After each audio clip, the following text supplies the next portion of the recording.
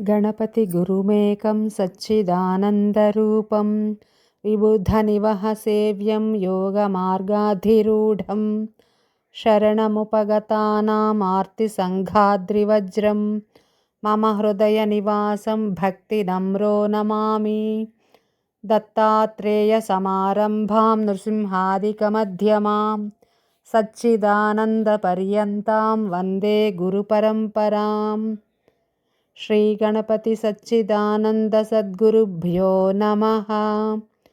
ओम श्रीकृष्णाय परमात्मने नमः। अथ ध्यानश्लोकाः। ओम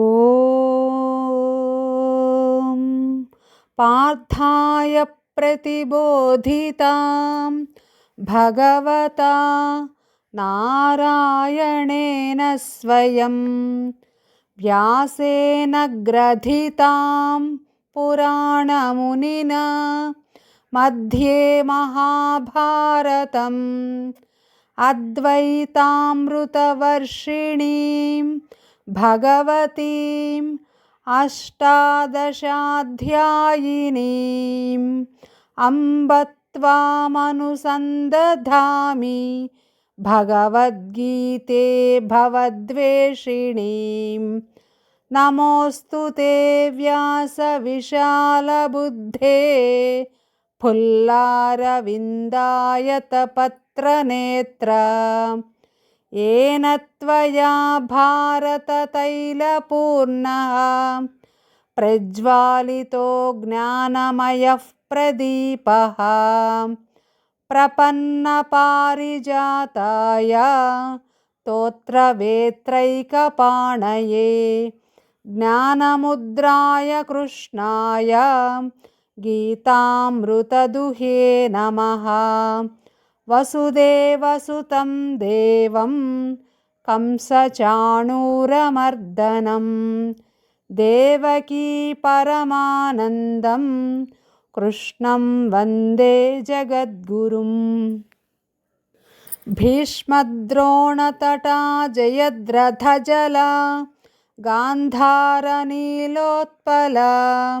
शल्यग्राहवती कृपेण वहनी कर्णेन वेलाकुला अश्वत्थामविकर्णघोरमकरा दुर्योधनावर्तिनी सोत्तीर्णा खलु पाण्डवैरणनदी कैवर्तकः केशवः पाराशर्यवचः सरोजममलं गीतार्थगन्धोत्कटं नानाख्यानककेसरं हरिकथा सम्बोधनाबोधितं लोके सज्जनषट्पदैरहरः पेपीयमानं मुदा भूयाद्भारतपङ्कजं कलिमलप्रध्वंसिनः श्रेयसे। मूकं करोति वाचालं पङ्गुं लङ्घयते गिरिं यत्कृपातमहं वन्दे परमानन्दमाधवं। शान्ताकारं भुजगशयनं पद्मनाभं सुरेशं विश्वाधारं गगनसदृशं मेघवर्णं शुभाङ्गं लक्ष्मीकान्तं कमलनयनं योगिहृद्ध्यानगम्यं वन्दे विष्णुं भवभयहरं सर्वलोकैकनाथं। यं ब्रह्मा वरुणेन्द्ररुद्रमरुतः स्तुन्वन्ति दिव्यैस्तवैः वेदैः साङ्गपदक्रमोपनिषदैः गायन्ति यं सामगाः ध्यानावस्थिततद्गतेन मनसा पश्यन्ति यं योगिनः यस्यान्तं न विदुः सुरासुरगणाः देवाय तस्मै नमः।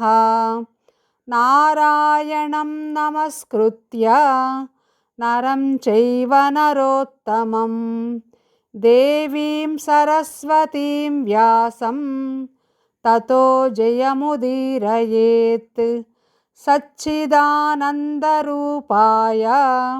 कृष्णाय क्लिष्टकारिणे नमो वेदान्तवेद्याय गुरवे बुद्धिसाक्षिणे सर्वोपनिषदो गावः दोग्धा गोपालनन्दनः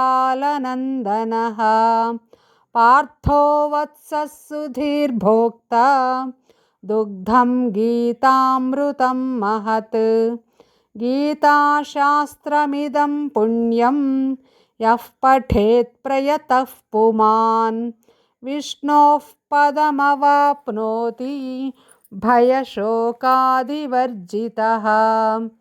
एकं शास्त्रं देवकीपुत्रगीतम् एको देवो देवकीपुत्र एव एको मन्त्रस्तस्य नामानि यानि कर्माप्येकं तस्य देवस्य सेवा।